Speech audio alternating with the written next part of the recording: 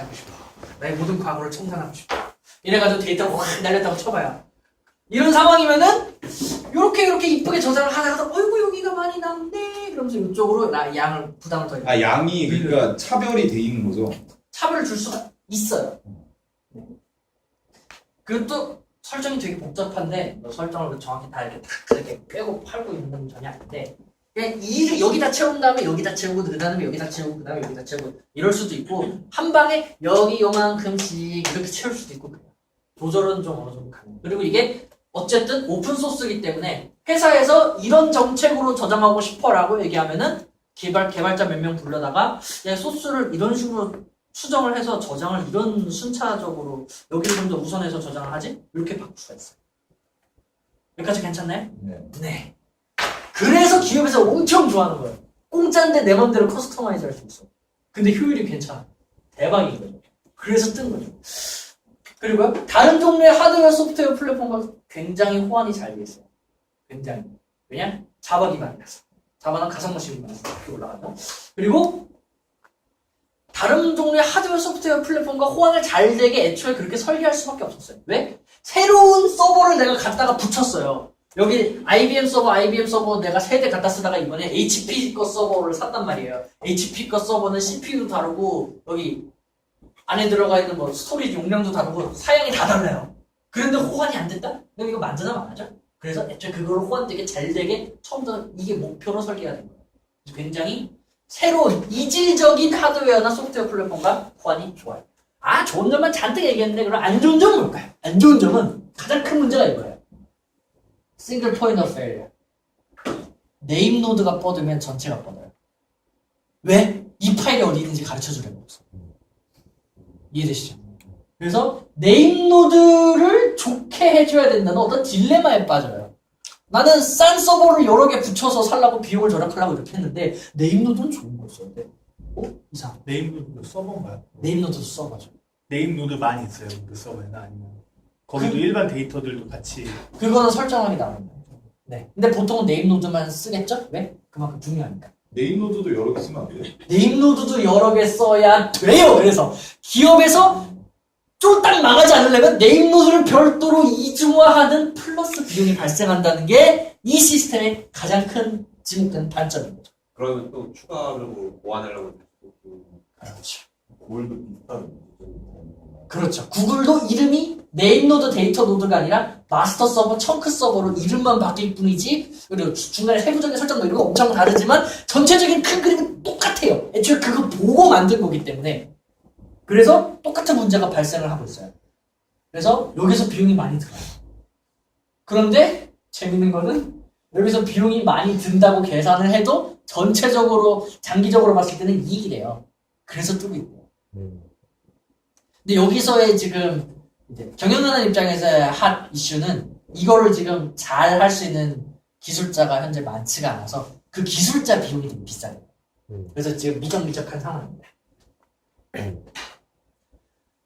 그럼 빅테이블 얘기를 할게요. 빅테이블은 아까 얘기했지만 이 구글에서 아까 구글 여기 써있고 3대 요소가 있었죠? 여기 위에가 GFS, 구글 파일 시스템, 요 밑에가 구글 맵리듀스, 그리고 가운데가 빅테이블이 있어요. 빅테이블은 구글에서 사용하는 DBMS인데 우리 저번 데이터베이스 시간에 RDBMS, 관계형 릴레이셔널 데이터베이스 매니지먼트 시스템에 대해서 얘기했을 거예요. DB는 뭐다? 엑셀표다! 이렇게 생각하시면 된다고 그랬어요. 그래서 아이고 엑셀표 우리 이름, 학번, 나이 이렇게 한 다음에 뭐 여동현, 뭐 학번은 뭐 2007 어쩌고저쩌고 나이는 뭐 20살 뭐 이렇게 쭉쭉쭉 이렇게 데이터가 엑셀표에 짝짝 들어가잖아요. 그런데 역시 구글 이거는 2차원이잖아. 2차원 구글은 N차원이야. 보세요. 여기에 차원이 하나가 있고요. AAAA라는 차원. 그 안에 이게 X축이라고 치면 이게 Y축이에요. A라는 애. 근데 이게 Z축이야. 그 다음에 15라는 애는 이게 Z단모 A축이라고 할까? A축에서 15라는 애는 값이 Y. 4라는 애는 값이 M. 근데 이거 자체가 하나의 데이터. 이거 자체가 하나의 데이터. 설명이 좀 이상한데 쉽게 얘기하면 우리가 엑셀표에서 이름, 학원, 뭐 나이 이런 식으로 쫙 해서 데이터들 쫙 이쁘게 쓰잖아요. 그럼 우리가 요 Y축 방향으로 세로 줄 방향으로 어떤 데이터를 우리가 검색을 한다든지 인지를 할 수가 있잖아요. 접근을 할 수가 있잖아요. 가로축으로는 뭐 여동현 얼마 가로축으로는 여동현이라는 걸 찾으면 여동현에 대한 정보들 쭉 이렇게 이 가로줄 방향으로 데이터를 인지할 수가 있잖아요. 이거는 그거를 지가 중괄호를 여는 숫자만큼 들어갈 수 있는 거예요. 쉽게 얘기하면 AAAAA라는 그걸 이름이라고 생각하세요. 이 이름으로도 찾을 수가 있고 정보를 학번으로도 찾을 수가 있고 뭐 이거는 뭐 여동현 이런 걸로 찾을 수가 있고 또 뭐 이렇게 되는 거예요. 뭔 말인지 이해되세요? 정확하게 이해가 되실 필요까지는 없어요. 그냥 개념적으로 이렇게 이해를 하시면 돼요.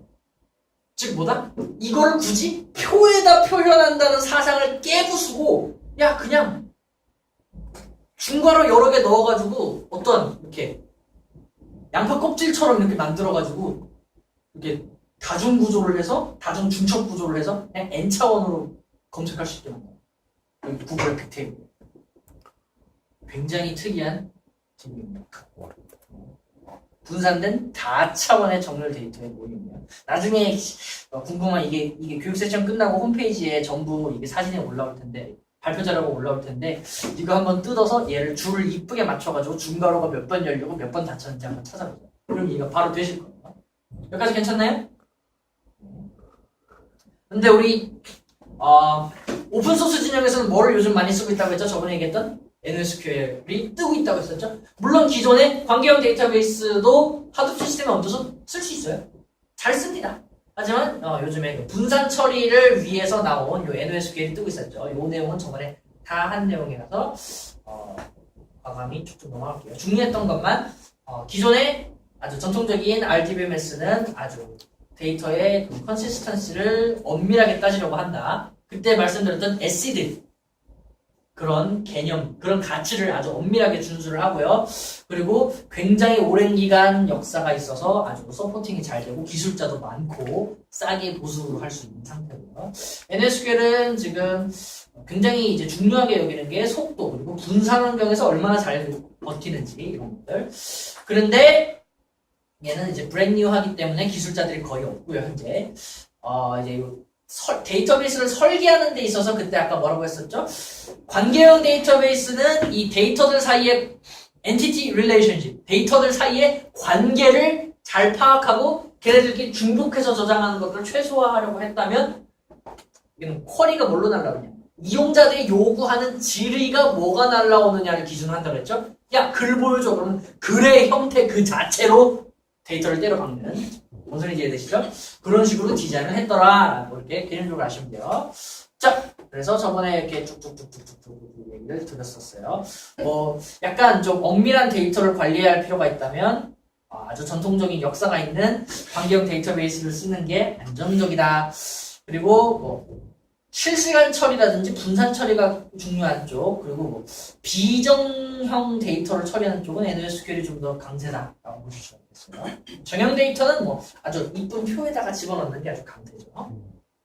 자, 어이구 길었네. 우리 여기까지 왔어. 여기까지. 데이터를 수집하고 저장했어요. 그럼 이제 뭐예요? 얘 데이터 저장만 하면 뭐해? 거기서 써먹어야지. 그쵸? 조작을 해야 돼.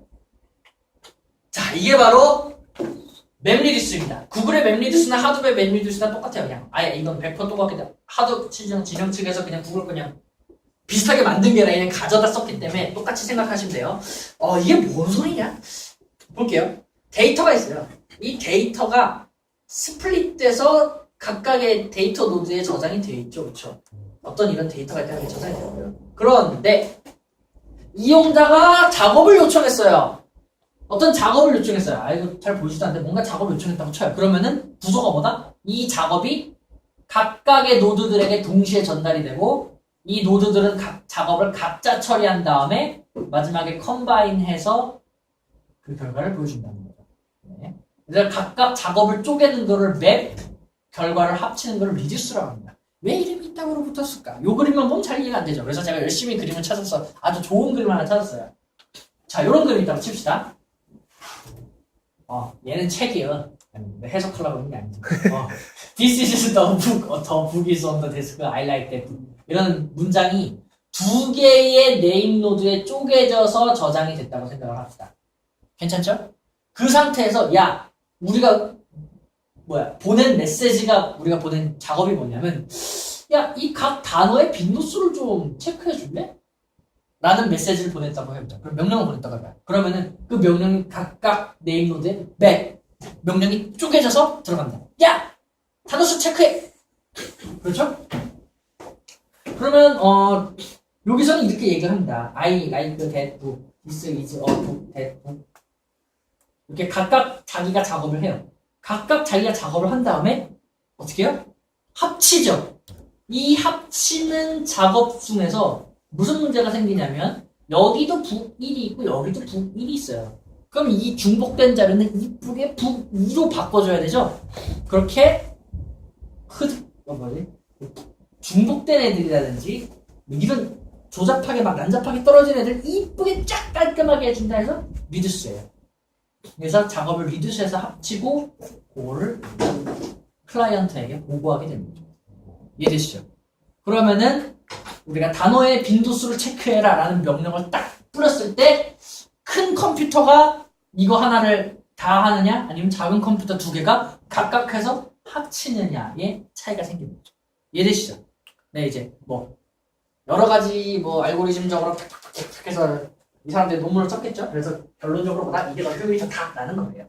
여기까지 괜찮죠? 네.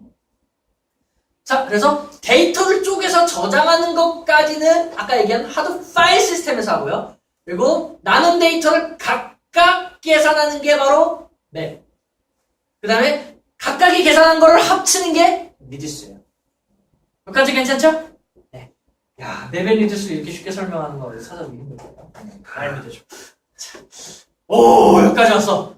데이터를 수집하고 저장하고 조작해서 이제 내가 원하는 정보를 이제 빅한 데이터를 우리 서버에 저장해놨어. 그 다음에 이제 내가 여기서 가치를 얻어내기 위해서 아까 좀 얘기한 거죠. 야 무슨 단어가 많이 쓰였는지 알려줘. 예를 들어서 대선 후보다 1번 대선 후보가 더 많이 언급됐는지 2번 대선 후보가 더 많이 언급됐는지 알려줘. 여기까지가 매니플레이팅이었죠. 그렇죠? 그러면 이걸 가지고 가치 있는 정보를 뽑아내고 그것들을 아주 이쁘게 활용하는 거는 여러분이 인터넷 가시면 그냥 많이 구할 수 있을 것 같아요. 그죠? 네. 이거 근데 하나도 안 쓰기가 조금 미안해서 그냥 하나 갖고 왔어요. 아까 얘기한 대로 여러분들이 다른 데서 평소에 기사 찾아보거나 구글링 했을 때 찾기 어려운 기술적인 내용들을 오늘 조금 집중해서 다루는 게 오늘 포인트였기 때문에 요거는 하나만 갖고 왔어요. 솔직히 하나밖에 검색하기 싫어서 절대 아니에요. 저 자료 만들 시간이 별로 없어서 이런 것도 절대 아니에요. 플루 트렌드라고 그런 게 있나 봐요. 구글에서. 그래서 구글에서 사람들이 막 이 때린 검색어라든지 이런 것들을 구글이 이쁘게 잘 분석을 해가지고 전 세계에서 지금 감기가 아주 핫한 지역이 어딘지를 한눈에 잘 보여주는 그런 서비스래요. 이렇게 분석을 잘 하고 있답니다. 네, 지금까지 빅데이터 부분에 대해서 우리 한번 손목을 담은 것 같고요. 여기까지 질문! 네! 그 웹크롤러에 대해서 언급을 해주셨는데 네. 그거는 이제 무분별하게 모든 걸다 수집하잖아요. 그렇죠. 무분별하죠. 이게 커럽트하거나 악성 코드가 있는 그런 데이터나 파일들 다 이제 아마 그게 이제 다른 건전한 파일들을 건드리거나 감염시키는 그런 위험이 없지는 않아요. 네, 어쨌든 명색이 구글 이런 친구들은 그래도 잘 필터링을 해요. 예를 들면은 문제가 있을 법한 문자들을 다른 문자들로 대체하는 그런 기술들이 있어요.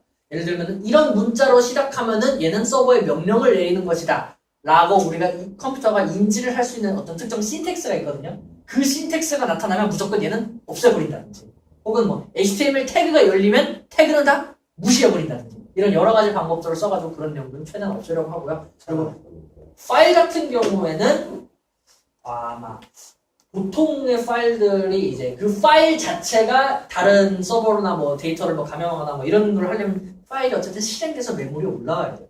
구글이 그 파일을 굳이 구태여 실행하지 않는 이상 그건 어쨌든 현재는 공격을 하지 않는 상태입니다. 네. 만약에 네이버가 자신의 포털에서 입력되는 검색어들을 이제 데이터 분석에 쓰고 싶다 그러면은 그 포탈에 저장되어 있는 서버에 하드를 설치하는 거죠. 어떤 솔루션을 도입해도 좋겠지만 지금 제일 핫한 솔루션이 하드웨어라는 거죠. 근데 이번에 구글에서 이제 뭐 빅쿼리 서비스를 네. 시행한다고 하는데 네. 빅쿼리면은 저기 밑에 두 개를 한꺼번에 제공하는 건가요?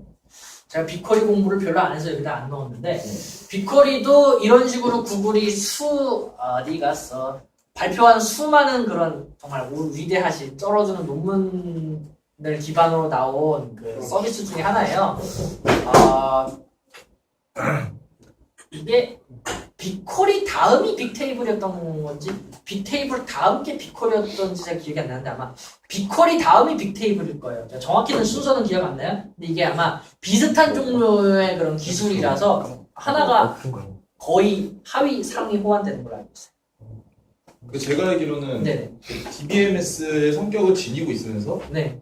일종의 뭐라고 하나 그 데이터 분석에 대한 그 명령어들까지 다 포함을 하고 있는 거라고요? 그렇죠. DBMS는 그런 명령을 다 포함하게. 포함을 해요? 네. 그래서 아까 얘기했듯이 얘도 구글에서 분산 상태에서 처리하기 위한 아주 특수하게 설계된 DB라고 했었죠. 아마 그쪽 관련 기술이에요. 제가 정확히 모든 기술을 다 공부한 건 아닌데 그쪽 친구들이 나와봐요. 그쪽. 그럼 하드는 돈 어떻게 벌죠? 하드분 돈을 어떻게 버느냐? 오픈소스 하는 사람들이 돈을 어떻게 버냐면요. 네. 야 이거 내가 만들었어. 나 채가 임마 구글. 아마존도 안 채가? 이러면 어이씨 빨리 가서 채가야지 합니다. 그 사람은 아마존에서 높은 연봉을 받고 일하죠. 그쵸? 내가 하드를 만들었어 임마 나 안 채갈 거야? 아유 안 채갈 리가 없죠. R 같은 거는 여기서 하는 역할이 뭐예요? R은 여기서 리프레젠팅 계열이에요. 네. 그러니까 여기서 뽑아낸 그 여러 가지 가치들을 경영자에게 한눈에 알기 쉽게 이쁘게 딱 표현해주는 그런 뭐라고 해야 되지? 표현 툴? 표현 플랫폼이라고 보시면 돼요. 그거를 잘 하기 위한 여러 가지 도구들을 함께 제공합니다. 네, 또 질문. 아날라이징 하려면은 네. 역시 수학 같은 걸로 다 하는 거죠. 수치화시켜서 분석을 하는 거죠. 이거를 쉽게 정보를 구할 수 없는 이거를 여러 가지 정보를 구했을 때 여러분들이 열심히 공부하려고 했지만 구글링에서 겉핥기 정도밖에 안 나는 이유는 기업에서 절대 공개하지 않기 때문에 여기서 여기까지는 그래도 다 왜냐 오픈소스니까 공개된 데서들 해요. 근데 여기서 진짜 돈 되는 정보를 어떻게 뽑아내느냐 하는 노하우를 기업이 쉽게 흘리는 거예요. 네, 또 질문.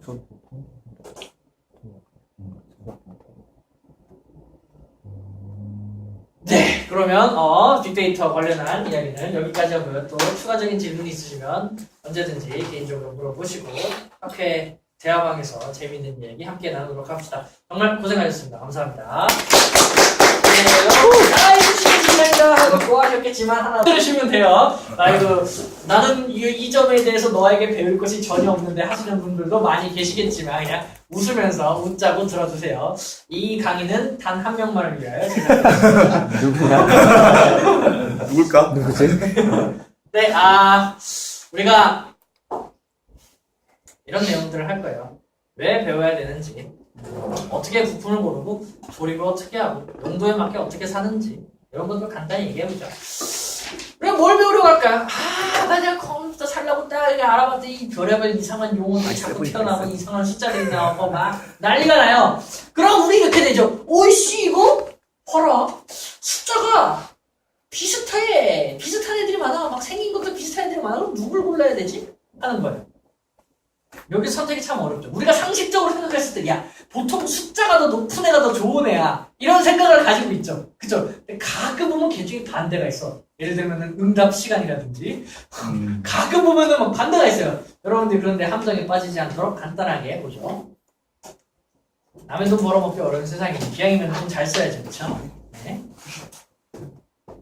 여러분들 이런 재밌는 사건 기억을 하시는지 모르겠는데 DC 인사이드 컴퓨터 본체 갤러리에서 누가 야 나 견적 좀 봐주세요 형 막 이러면서 그런데 근데 서든어택 프로션 돌아갈 수 있는 그런 사연 좀 딱 맞춰줘. 근데 DC 애들이 정상적일 리가 없죠. 낚시를 시작합니다. 야 i7보다 i5가 훨씬 좋아 이렇게 난리를 쳐요. i5가 훨씬 좋아요. 그리고 파워 서플라이를 듀얼로 달아서 천궁과 태양 파일 서플라이를 달면 매우 좋다는 개소리를 합니다. 아주 속도가 빵빵 터진대요. 이 빵빵 터진다는 게 무슨 말인지 여러분들이 잘 아실 텐데 속도가 아주 어서 오세요. 그래서 이 DC14세대 유저가 이 불쌍한 중학생에게 듀얼 파워 서플라이를 쓰라는 그런 개드립을 날립니다. 그래서 이 친구 여기에 같이 버스 타야죠. 개념글이라고 천궁이 제일 좋지 이러면서 추천을 열심히 해줍니다. 그러면 이 친구가 그러면 i7보다 역시 i5가 좋다고 이제 컨겔 형님들이 얘기하시니까 i5 중에서 숫자가 제일 높은 걸 딱 고르고 잘 나간다고 하니까 아주 빵빵 터지는 듀얼 파워를 딱 만들어가지고 200만원짜리 견적을 그리고 200만원짜리 견적을 주문해서 결제 완료합니다. 여러분 이 견적 굉장히 궁금하시죠? ODD가 3개 달렸어요. ODD가 3개 달리고 사자 폭탄을 2개 함께 달고 있는 재밌는 200만원짜리 컴퓨터가 딱 나왔어요. 이 새끼 결제 완료했어. 용파리들이 신났겠죠. 문제는 뭐예요? 용파리들이 이걸 조립을 해줘야 되는데 이걸 과연 어떻게 조립해줄 것인가 걱정이 될 거예요. 여러분들 이런 일 당하지 마시라고 계획이 된 강의입니다. 오늘 그래서 무엇을 배우고자 하냐 이런 거 사지 말라고요. 뻥 사지 말라고. 이렇게 됩니다. 컴퓨터가 터져요. 안 터질 것 같죠? 터져요. 제 주변에서 많이 봤습니다. 저의 충고를 무시하고 왜 이게 빨갛고 이쁘게 생겼던데 독특한 디자인이던데 인기 순위가 높던데 하면서 산 친구들 다 터졌어요. 이 인기 순위가 왜 좋았냐면은 첫 번째로 인기 순위가 높았던 이유가 얘네가 그 당시에 이벤트를 했었어요. 이 희대의 개똥 쓰레기 파워인데 당시에 이벤트를 해서 이 파워를 막 어떻게 해주는 사람에게 무슨 상품을 준다 이렇게 했어요. 사람들이 이 파워 써보지도 않고 그냥 무조건 좋다 그러고 그럼 어쨌든 조회수 올라가고 좋다고 하는 데이터 올라가니까 인기순위 쭉쭉 올라갔어요. 그리고 인기순위 쭉쭉 올라가니까 1등의 인기순위 있잖아요. 그럼 사람들이 일단 잘 모르는 사람들은 이게 인기순위 1위니까 가장 많은 유저가 선택하니까 가장 보장이 되고 가장 안정적일 것이라고 샀어요. 가격도 괜찮았거든요. 샀어요. 계속 1위에 장기간 유지했죠. 여지없이 뻥뻥 터졌습니다. 돈을 많이 냈어요, 이 친구가. 그래서 사람들이 빡쳐서 여기 게시판에다가 리플을 미친 듯이 달아서 개뻥 터진다고 ABCDEFG 같은 놈들아 이랬더니 이게 리플 수가 많다고 인기순위가 아주 계속 치솟았어요. 그래가지고 거의 수년간 인기순위 상위에서 올라있던 사제탄입니다. 이런 거 사지 말라고 인기순위 위에 있는 거니까 좋은 거 아니야 라고 사지 말라고 가격이 됐어요. 근데 여러분 컴퓨터 살 때 누가 쓸 것인지 확실해야 돼요. 내가 쓸 거면 내 마음대로 사서 내 돈 쓰고 내가 책임지면 되죠. 내 컴퓨터 터지면 뭐 내가 잘못한 거지 뭐. 그렇죠? 그런데 남이 쓸 거 골라주지 마세요. 제발. 남이 쓸 거 골라줬는데 터졌어요. 여러분 어떠실까요? 난리가 나죠.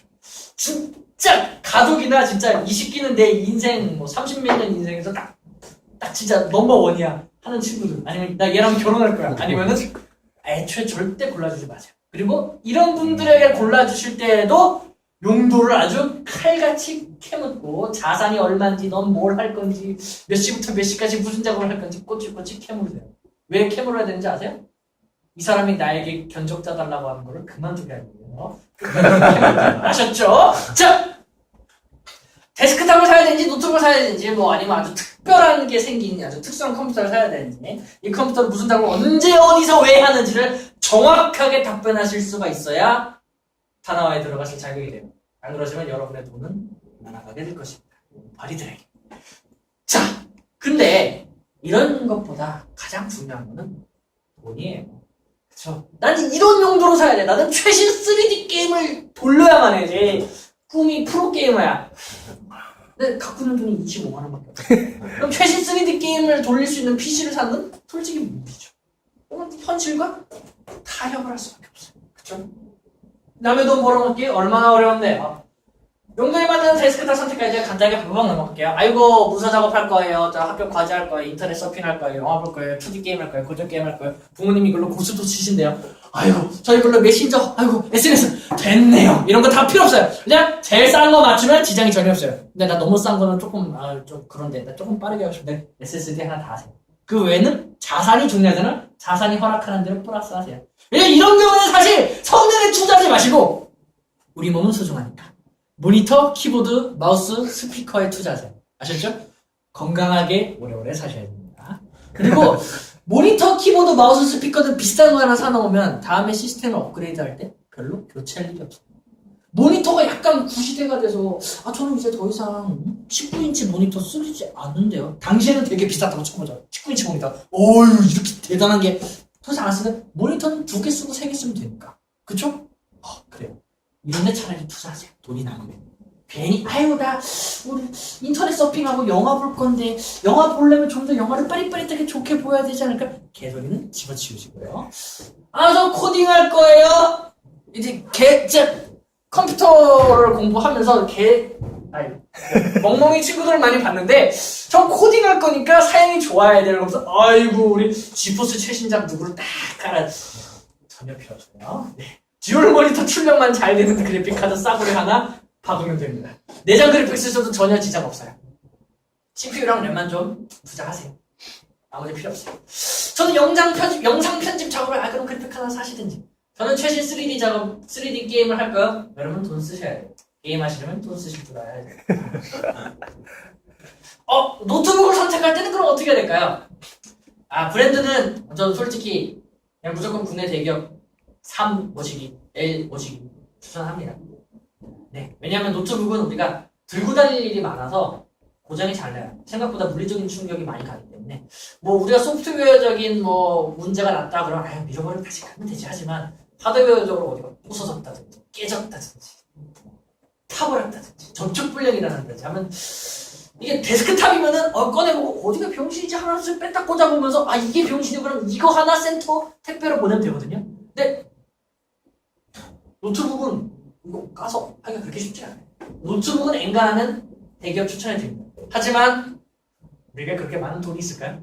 없으면 내가 용도상 이 정도 성능은 뽑아줘야 되는데 3L 모시기 그 브랜드에서 이 가격으로 이 성능은 안 나온다. 그러면 여러분이 뭔가를 타협하셔야 돼요. 내가 아주 조심스럽게 공주님처럼 모시고 다녀가지고 AS 안 받아야지. 하시든. 그래서 국내 중소기업으로 가거나 외국산 브랜드로 넘어가거나 하시든지 아니면은 그냥 느리게 느린 거 참고 써야지. 내가 컴파일 한 번 돌리는데 16분이 걸리더라도 나의 인내심을 키우면서 불심을 갈고 닦아야지. 뭔가를 타협하셔야 됩니다. 아니면 다른 타협을 하셔야 돼요. 알바를 하나 더 뛰시. 저는 맥북을 사고 싶어요. 사지 마세요. 왜 사? 맥북을 사실 이유는 거의 없어요. 네. 여러분들이 대학생을 하시면서 맥북을 사서 뭔가를 하신다는 거는 사실 아무 리 없어요. 내가 예를 들어서 내가 예를 들어서 아이폰 어플리케이션 개발을 해야 돼. 아니면 내가 죽어도 맥의 OS를 공부를 해야 돼. 이쪽으로 나갈 거야. 아니면은 나는 이미 IBM 계열의 그런